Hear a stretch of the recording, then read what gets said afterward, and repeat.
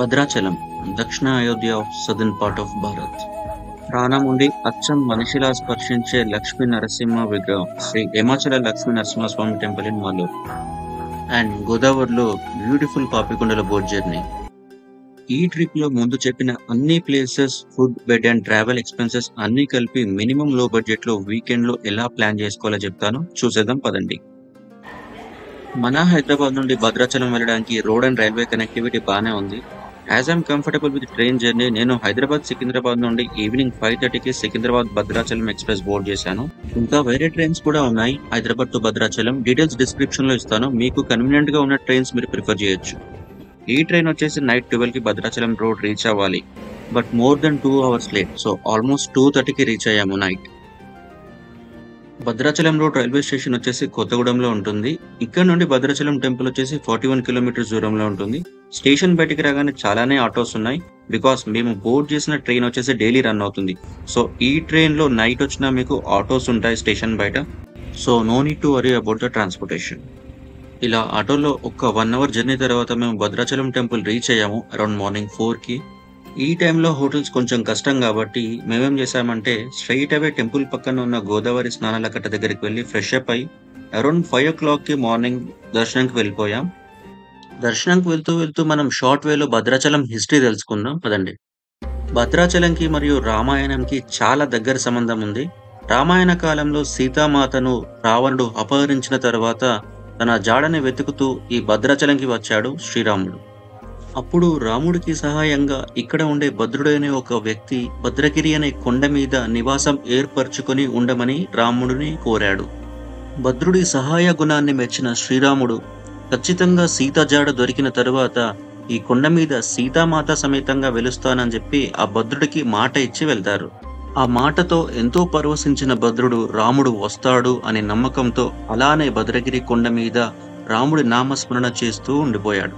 సీత జాడ దొరికి రామాయణం ముగిసి రాముడు రూపాన్ని వదిలి వైకుంఠానికి వెళ్లి విష్ణు రూపంలో ఉండిపోయారు.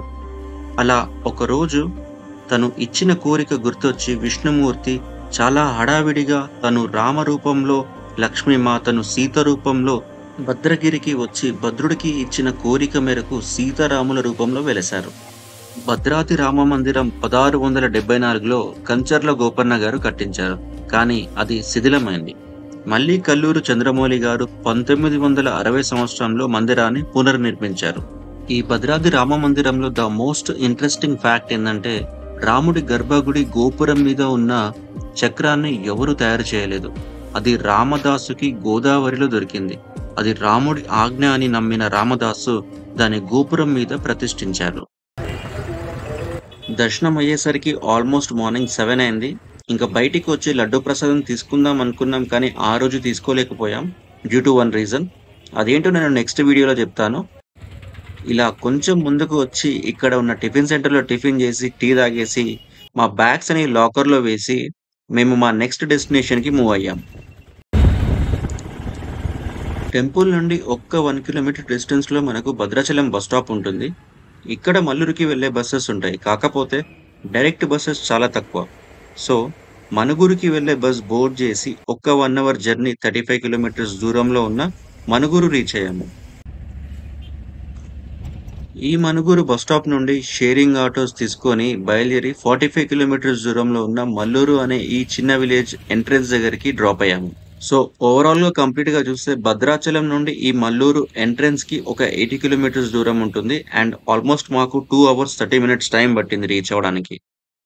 భద్రాచలం నుండి మల్లూరు ఎంట్రెన్స్ కి 80 kilometers అన్నాను కదా, ఇక్కడికి రావడానికి నాకు ఎంత ఖర్చు అయిందో ఈ ఎంట్రెన్స్ నుండి 4 kilometers డిస్టెన్స్ లో ఉన్న మల్లూరు హిమాచల లక్ష్మీనారాయణ టెంపుల్ కి వెళ్ళడానికి డబుల్ ద అమౌంట్ ఖర్చు అయింది. ద రీజన్ ఇస్ దాట్ ఇక్కడ ఆటో వాళ్ళు కనిపిస్తున్నారు కదా, వీళ్ళు టెంపుల్ దగ్గర డ్రాప్ చేసి మళ్ళీ రిటర్న్ ఇక్కడ డ్రాప్ చేయడానికి 300 rupees ఛార్జ్ చేస్తున్నారు. సో ఇది మ్యాటర్, మీకు అర్థమైంది అనుకుంటా. చలో ఎనీహౌ ఇంకా వచ్చాం కాబట్టి వెళ్ళాల్సిందే. అలా మేము ఒక ఆటో మాట్లాడుకొని వెళ్ళాం. ఇంత దూరం ఇలా 3 vehicles చేంజ్ అయ్యి ఎందుకు వచ్చాడా అని చెప్పి అనుకుంటున్నారా? సరే పదండి, నడుస్తూ మాట్లాడుకుందాం ఈ పవర్ఫుల్ టెంపుల్ గురించి. మన భారతదేశంలో ఎన్నో మరెన్నెన్నో ఆశ్చర్యాలు దాగి ఉన్నాయి. దానిలో ఒకటే ఈ మల్లూరు నరసింహస్వామి టెంపుల్. నరసింహస్వామికి సంబంధించి 9 దేవాలయాలున్నాయి. వాటిని నావ నరసింహ క్షేత్రాలు అని చెప్పి అంటారు. వాటిలో మొదటిది ఈ మల్లూరు నరసింహస్వామి క్షేత్రం. ఈ ఆలయ మానవాళ్ళు మనకు 6వ శతాబ్దం నుండి ఉన్నాయి. నరసింహస్వామి ఏకంగా ఈ కొండ మీద స్వయంభుగా వెలిశారు. స్వామి ఆకారం మానవ శరీరానికి ఏమాత్రం తేడా లేకుండా విగ్రహాన్ని ఎక్కడ తాకినా మెత్తగా ఉంటుంది. Every Monday and Saturday morning 10కి అభిషేకం చేస్తారు. ఆ సమయంలో మనం లైవ్గా చూడొచ్చు. కానీ మాకు రావడానికి లేట్ అయి మేము ఆ అద్భుత దృశ్యాన్ని మిస్ అయ్యాం. పంతులు గారు ఏకంగా స్వామి ఛాతి మీద ఒక పువ్వుని పెట్టి లోపలికి నొక్కితే అది ఏకంగా స్వామి శరీరం లోనికి వెళ్తుంది. అసలు తలుచుకుంటేనే గూస్ బంప్స్ వస్తున్నాయి. నాకు అంత పవర్ఫుల్ అనిపించింది ప్లేస్. దర్శనం చేసుకుని బయటికి వచ్చేసరికి షార్ప్ 1 అయింది. ఆఫ్టర్నూన్ అదే టైంకి ఇక్కడ అన్నదానం జరుగుతుంది. బయట కొని తినడం దట్స్ నథింగ్, బట్ కాకపోతే అదే టైంలో స్వామి ప్రసాదం ఇక్కడ మాకు తినడం అనేది రాసిపెట్టి ఉండాలి. ఎందుకంటే అన్నదానం కూడా జస్ట్ 2 అవర్సే ఉంటుందంట ఇక్కడ. సో అది మ్యాటర్. జస్ట్ తినడమే కాదు, మనకు తోచిన ఎంతో కొంత మనం ఇక్కడ డొనేషన్ చేస్తే దాంతోటి వేరే వాళ్ళు తింటారు, అలా ఇంకొకరు తింటారు. సో అలా చేయడం కూడా మంచిది. ఇక్కడ డొనేషన్స్ కూడా తీసుకుంటారు, మీరు ఇవ్వచ్చు మీకు తోచినంత. ఇలానే లెఫ్ట్ సైడ్ నుండి కాస్త లోపలికి వెళ్తే చింతామణి జలపాతం అని చెప్పి ఉంటుంది.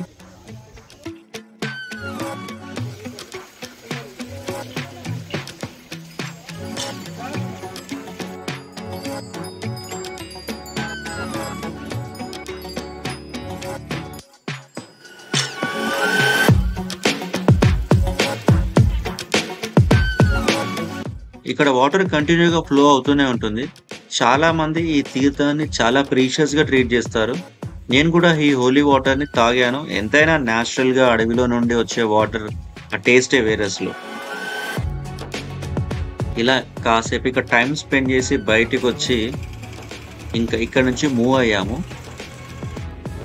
వన్ మోర్ థింగ్, నాకు ఈ ప్లేస్ కి రావడం అనేది ఎప్పటి నుండో ఉన్న కోరిక ఈ రోజు కుదిరింది అండ్ నాకు చాలా హ్యాపీగా అనిపించింది.